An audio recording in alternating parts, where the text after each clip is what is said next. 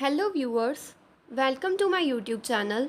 My name is Manhar Kaur and in this video I am going to explain you part 2 of the chapter The Lost Spring. And as I have already told you in the previous part that this is an excerpt from Stories of Stolen Childhood and the name of the author is Anees Jung. I want to drive a car. Mukesh insists on being his own master. I will be a motor mechanic, he announces. Do you know anything about cars? I ask. I will learn to drive a car. He answers, looking straight into my eyes. जब हमने previous part discuss किया था तब हमने देखा था कि जो साहिब एक रैक पिकर बॉय था तो उनकी कंडीशंस बहुत पुअर थी क्योंकि जनरेशन टू जनरेशन उनको वही काम करना पड़ रहा था और साहिब में ऐसा कुछ पैशन नहीं था कि उसको अपनी कंडीशन सुधारनी है। बट जो मुकेश था वो थोड़ा अपोजिट था। उसने सोचा कि उसका एक ड्रीम था कि उसको मोटर मैकेनिक बनना है और उसको अपनी कंडीशंस इम्प्रूव करनी है। तो वो ऑथर को बताता है कि उसको मोटर मैकेनिक बनना है और जब ऑथर उससे पूछती है कि क्या तुमको कार के बारे में कुछ पता है, तो बोलता है कि मैं कार चलाना सीख लूँगा और उसके इसमें कॉन्फिडेंस होता है कि हाँ उसको मोटर मैकेनिक ही बनना है। His dream looms like a mirage amidst the dust of streets that fill his town Firozabad, famous for its bangles. Every other family in Firozabad is engaged in making bangles. It is the center of India's glass blowing industry, where families have spent generations working around furnaces, welding glass, making bangles for all the women in the land, it seems. पर जो उसका dream होता है वो ऐसा लगता है कि वो शायद जो फिरोज़ाबाद की स्ट्रीट्स हैं उसकी डस्ट में वो दब जाएगा क्योंकि फिरोज़ाबाद बैंगल्स मेकिंग के लिए बहुत ज़्यादा फेमस है और इस वजह से ज़्यादातर लोग बैंगल मेकिंग के काम में ही वहाँ पे इंक्लूड हैं। जैसे लोग फर्नेसेस के आसपास काम करते हैं, ग्लासेस को वेल्ड करते हैं, मतलब बैंगल्स को पूरा शेप देते हैं प्रॉपर। और क्योंकि बैंगल एक ऑस्पिशियस सिंबल माना जाता है इस वजह से सारी वुमेंस के लिए बैंगल्स वहाँ पे बनाए जाते हैं। Mukesh's family is among them.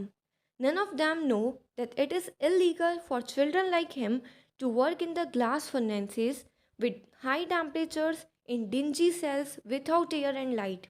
That the law, if enforced, could get him and all those 20,000 children out of the hot furnaces where they slog their daylight hours, often losing the brightness of their eyes. और मुकेश की जो family होती है वो भी bangle making के task में ही involve होती है। बट उनमें से किसी को नहीं पता होता कि ये इलीगल है कि छोटे बच्चों को ऐसी जगह पे काम कराना जहाँ पे इतना हाई टेम्परेचर हो, जहाँ पे डिंजी सेल्स यानी डर्टी और डार्क सेल्स हो, जहाँ पे एयर भी नहीं हो और लाइट भी ना हो। और अगर लॉ को प्रॉपरली एनफोर्स किया जाए तो मुकेश और उसके जैसे 20,000 चिल्ड्रन इस काम से बच सकते और उनकी सफरिंग्स कम हो सकती है। क्योंकि जब वो लोग डार्क रूम में पूरा दिन काम करते हैं तो ऑफ जल्दी से ज़्यादा यूजुअली उनकी आईसाइट जो होती है वो लोग बहुत छोटी एज में लूज़ कर जाते हैं। Mukesh's eyes beam as he volunteers to take me home, which he proudly says is being rebuilt. We walk down stinking lanes choked with garbage, past homes that remain hovels with crumbling walls, wobbly doors, no windows, crowded with families of humans and animals coexisting in a primeval state. तो जो मुकेश की eyes होती है वो मतलब बहुत lightning up हो जाती है और वो बोलता है और वो ऑथर को अपने साथ घर लेके जाता है उसके, और वो प्राउडली बोलता है कि जो हमारा घर है वो अभी रीबिल्ट हुआ है। जब ऑथर उनके एरिया में जाती हैं तो देखती हैं कि वहाँ पे सिंकिंग लेन्स है जो कि गार्बेज से चोक्ड है, इस वजह से वहाँ पे बहुत ज़्यादा स्मेल आ रही होती है। और जो घर होते हैं वहाँ पे आसपास वो भी प्रॉपरली बिल्ट नहीं होते हैं, जैसे कच्चा हाउस वीकेंड से वो उस टाइप के होते हैं जहाँ पे विंडोज़ भी नहीं होती। और घर में एनिमल्स और ह्यूमंस साथ में रह रहे होते थे, तो ऐसी कंडीशन थी जिस एरिया में मुकेश रहता था। He stops at the door of one such house, bangs a wobbly iron door with his foot and pushes it open. We enter a half built shed. In one part of it, thatched with dead grass, is a firewood stove over which sits a large vessel of sizzling spinach leaves. और इसी तरह एक घर के बाहर जो मुकेश होता है वो रुक जाता है और अपने फुट से उस डोर को पुश करता है ताकि वो डोर ओपन हो सके। और वो भी एक शैक था, एक रफली बिल्ट हट थी, जिसके अंदर ऑथर देखती है कि एक फायरवुड स्टोव होता है जिसके ऊपर लार्ज वेसल पड़ा होता है और उसके अंदर जो पालक होती है वो उबल रही होती है। On the ground, in large aluminium platters, are more chopped vegetables. A frail young woman is cooking the evening meal for the whole family. Through eyes filled with smoke, she smiles. She is the wife of Mukesh's elder brother. Not much older in years, she has begun to command respect as the Bahu, the daughter in law of the house, already in charge of three men, her husband, Mukesh, and their father. और वहाँ पे जो aluminium platters होते हैं उसके अंदर और भी वेजिटेबल्स पड़े होते हैं और एक बहुत ही वीक सी वुमेन खाना बना रही होती है। उसकी जो आइस होती है उसके अंदर भी धुआं भरा हुआ होता है और वो स्माइल कर रही होती है। इसका मतलब ये है कि जहाँ वो कुक कर रही होती है, क्योंकि विंडोज़ नहीं होती थी, इस वजह से जो घर था वहाँ पे भी जो धुआं है वो फैल रहा था। और ये जो होती है ये मुकेश की जो बड़ा भाई होते हैं उसकी उनकी वाइफ होती है। और ऐसा नहीं था कि जो वुमेन है इनकी एज बहुत ज़्यादा हो, नहीं, ये बहुत यंग लग रही थी। बट हो सकता है कि इनकी जो मैरिज है वो जल्दी एज छोटी एज में हो गई हो, इस वजह से इनको जो है बहू का रिस्पेक्ट मिलने लग गया और इनको डॉटर इन लॉ की ड्यूटी मिल गई। और ये घर में जो तीन लोग थे उनका भी इनको ही ध्यान रखना होता था। पहला जो उनके हस्बैंड थे उनका, दूसरा मुकेश, और थर्ड जो उनके फादर थे उनका। When the older man enters, she gently withdraws behind the broken wall and brings her veil closer to her face.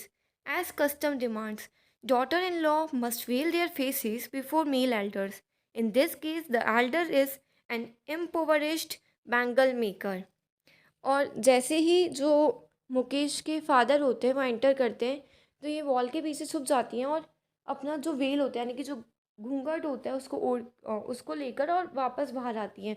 क्योंकि जो पहले का टाइम था, जैसे अब तो ये सिस्टम बहुत कम हो चुका है, बट पहले के टाइम जो डॉटर इन लॉ होती थी वो जो भी मेल एल्डर्स हैं और जितने भी उनसे लोग बड़े हैं उन सबके आगे वेल लेकर ही आती थी। और इनके केस में ये जो एल्डर है फैमिली के, ये भी एक पुअर बैंगल मेकर है, मतलब इन्होंने भी अपनी लाइफ सिर्फ बैंगल मेकिंग के टास्क में ही निकाल दी है।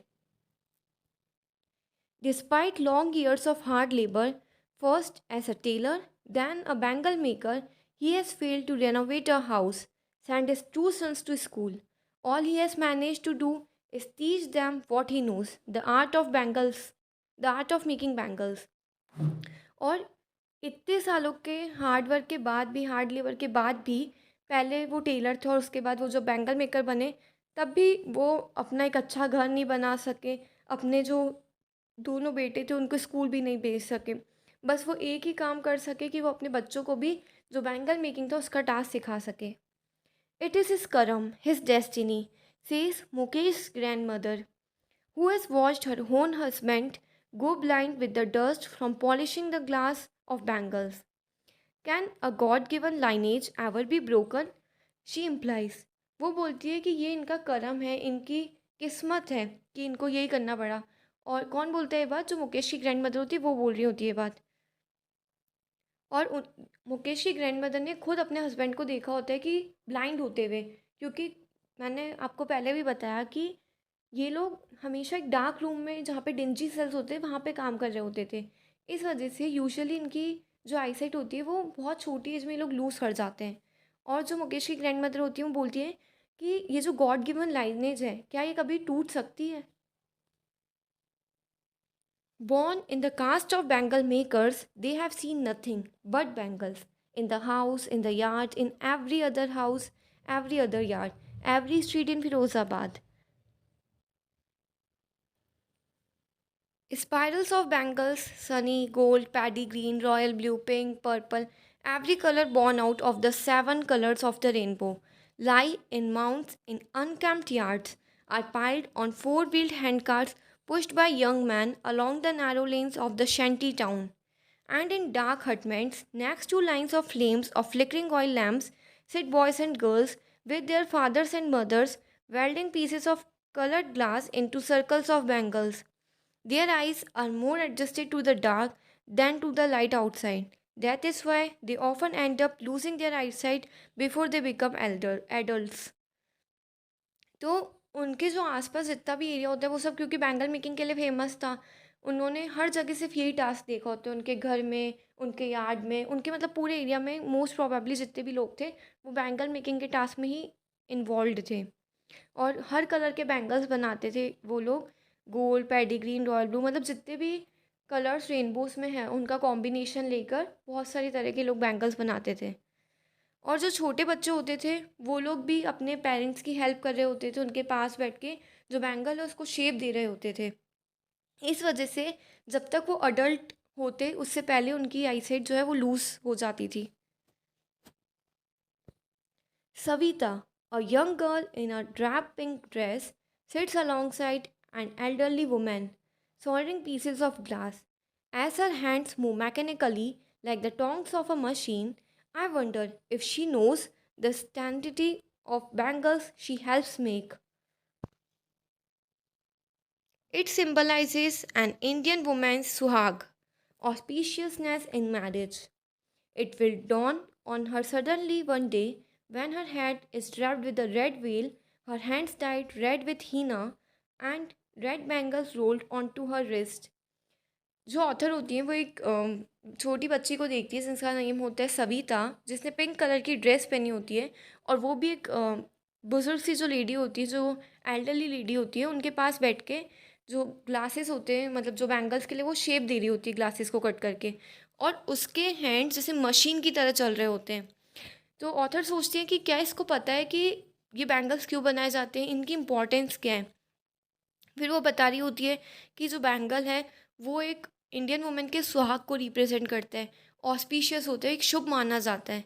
और ऑथर बता सोचती है मन में कि एक दिन ऐसे ही जो सविता है उसके ऊपर भी, उसको भी बैंगल्स पहनाए जाएंगे, जब उसके जो सिर है उसको रेड वेल से ढक दिया जाएगा, उसके हाथ पे मेहंदी लगाई जाएगी, और तब उसको ये बैंगल्स पहनाए जाएंगे, मतलब जब उसकी शादी हो रही होगी।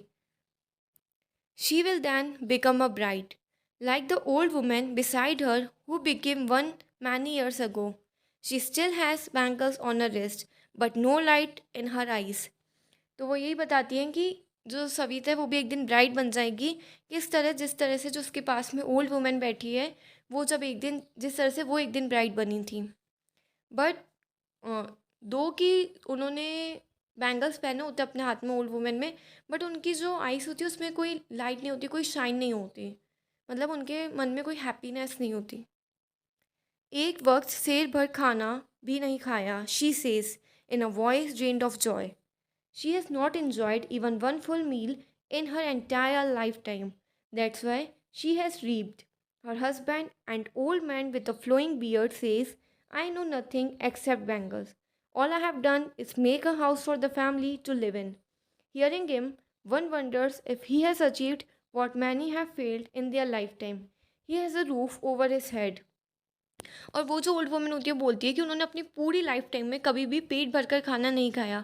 और जो उनके हस्बैंड होते हैं जो उनके पास ही बैठे होते हैं वो बोलते हैं कि मैं आज तक अपनी लाइफ में सिर्फ एक काम कर सका बैंगल मेकिंग के थ्रू, कि मैं एक घर बना के दे सका जिसके अंदर हम लोग रह रहे हैं। बट ऑथर को लगता है कि हाँ, कहीं लोग तो अभी तक घर भी नहीं बना पाए। उनकी सिचुएशंस बताई गई, उनकी सफरिंग्स बताई गई कि मतलब उनकी कंडीशंस इम्प्रूवड ही नहीं हो रही है। The cry of not having money to do anything except carry on the business of making bangles, not even enough to eat, rings in every home. The young men echo the lament of their elders. Little has moved with time, it seems, in Firozabad. Years of mind numbing toil have killed all initiative and the ability to dream. और ये बात हर जगह हर घर में ये बात थी कि उन लोगों को पेट भर कर खाना नहीं मिल रहा, उनके पास एक घर नहीं है रहने के लिए। और जनरेशन टू जनरेशन वो लोग सिर्फ अपने बच्चों को यही सिखा सकते हैं कि बैंगल्स कैसे बनाए जाते हैं। इस वजह से काफ़ी लोगों ने ड्रीम्स देखना ही छोड़ दिया है कि हमें कुछ और करना है, क्योंकि उनको लगता है कि वो लोग बड़े होंगे और उनको भी बैंगल मेकिंग के टास्क में इन्वॉल्व होना है। Why not organize yourselves into a cooperative? I ask a group of young men who have fallen into vicious circle of middlemen who trap their fathers and forefathers. Even if we get organized, we are the ones who will be hauled up by the police, beaten, and dragged to jail for doing something illegal, they say. There is no leader among them. No one could help them see things differently.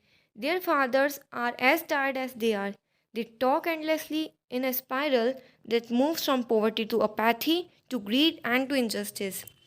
जो author होती है वो उनसे पूछती है, group of जो man होते हैं उनसे पूछती हैं वो कि आप लोग अपने आप को एक कोऑपरेटिव में ऑर्गेनाइज क्यों नहीं कर लेते जिससे आप लोगों को एक दूसरे के हेल्प भी कर सको और शायद कंडीशन थोड़ी इम्प्रूव होए। तो बोलते हैं कि हम लोग विशियस साइकिल में ट्रैप्ड हो गए, और अगर हम इससे निकलना भी चाहें, अगर हम लोग कोऑपरेटिव में ऑर्गेनाइज हो भी जाएं, तो भी जो पुलिस है वो हमें मारेगी, क्योंकि उनको लगेगा कि हम कुछ इलीगल कर रहे हैं। और उनमें से कोई भी लीडर बनने को तैयार नहीं था, या ऐसा कोई नहीं था जो इन लोगों की हेल्प कर सके। और वो बोलते हैं कि वो लोग अगर ऑर्गेनाइज करते हैं अपने आप को कोऑपरेटिव में, तो वो किस चीज़ की विशियस साइकिल में फंसेंगे? पोवर्टी, पोवर्टी से अपैथी, फिर ग्रीड और फिर इनजस्टिस। मतलब उनके लिए बाहर निकलना बहुत डिफ़िकल्ट हो जाएगा। Listening to them, I see two distinct worlds. One of the family caught in a web of poverty, burdened by the stigma of caste in which they are born. The other, a vicious circle of the Sahukars, the middleman, the policeman, the keepers of law, the bureaucrats, and the politicians.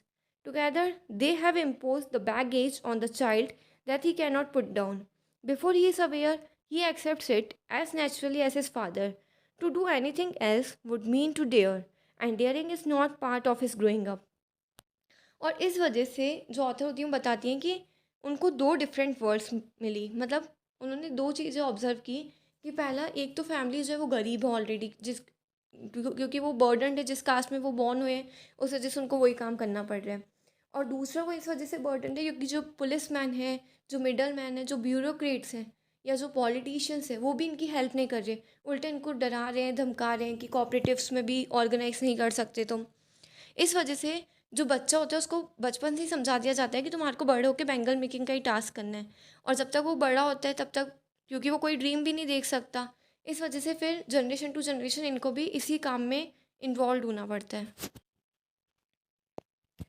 When I sense a flash of it in Mukesh, I am cheered.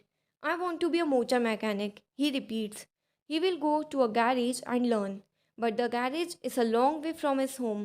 I will walk, he insists. Do you also dream of flying a plane? He is suddenly silent. No, he says, staring at the ground. In his small murmur, there is an embarrassment that has not yet turned into regret. He is content to dream of cars that he sees hurtling down the streets of his town. Few airplanes fly over Firozabad. पर जो author होती हैं जब वो मुकेश को देखती हैं तो बहुत खुश हो जाती है कि एटलीस्ट उसके अंदर एक ड्रीम है, एक पैशन है कि उसको मोटर मैकेनिक ही बनना है। और उसके घर से गैरेज भी बहुत दूर होता है, बट मुकेश बोलते हैं कि मैं पैदल जाऊंगा गैरेज, पर मैं सीखूंगा कार चलाना और मेरे को मोटर मैकेनिक ही बनना है। बट जब ऑथर उससे पूछती हैं कि क्या तुम प्लेन चलाना भी चाहते हो, क्या तुम पायलट भी बनना चाहते हो, तो वो बोलता है नहीं, क्योंकि हो सकता है फिरोजाबाद में बहुत कम प्लेन्स उड़ते हो, इस वजह से उसको इतना पता नहीं हो। So with this our chapter is completed, and I hope कि आप लोगों को ये चैप्टर अच्छे से क्लियर हो गया हो। स्टिल आपको अगर कोई भी डाउट हो आप मेरे से कमेंट सेक्शन में पूछ सकते हैं।